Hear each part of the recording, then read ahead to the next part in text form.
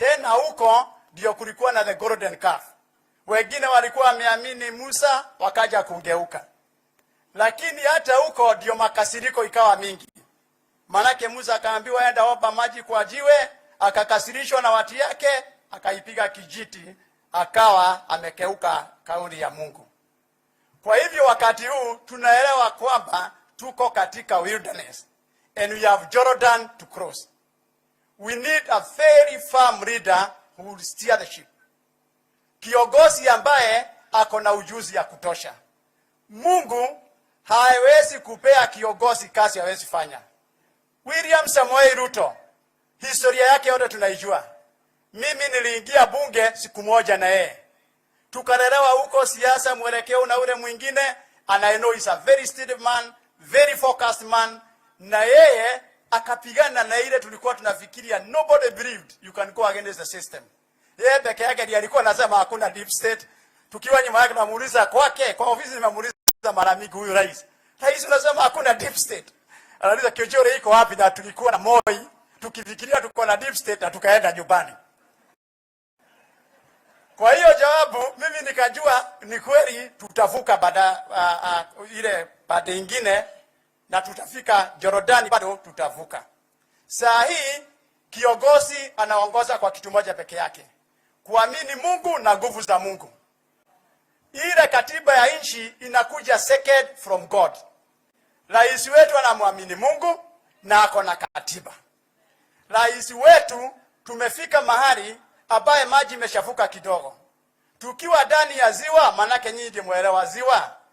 Ziwa ishafuke, mutaruka ama tumtaamini nahodha atavukisha. Lazima tukubali nahodha atafanya nini? Leo nimetoka Nairobi. Kwenye hewa huko juu ikachafuka. Na ikawa pilot akasema tighten your belt. We had only one choice. Either jump out or tighten your belt and believe in the pilot.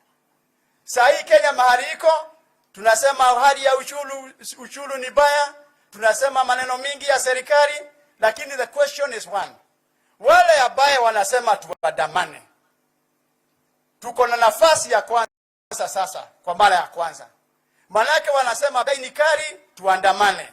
Hawajatuelezea tutachukisha ushumi namna gani, bei namna gani. Tukaja bunge ukatuletea the finance bill.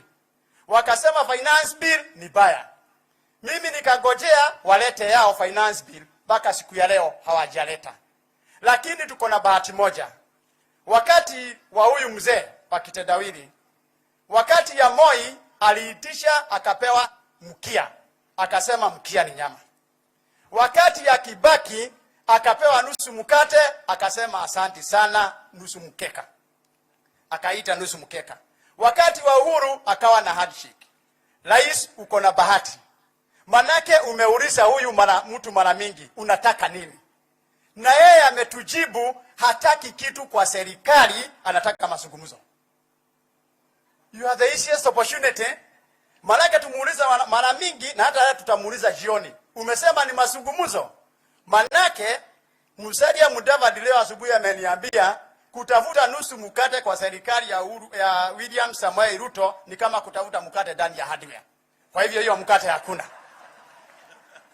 Na yeye amesema wazi kama hataganyani. Amesema yeye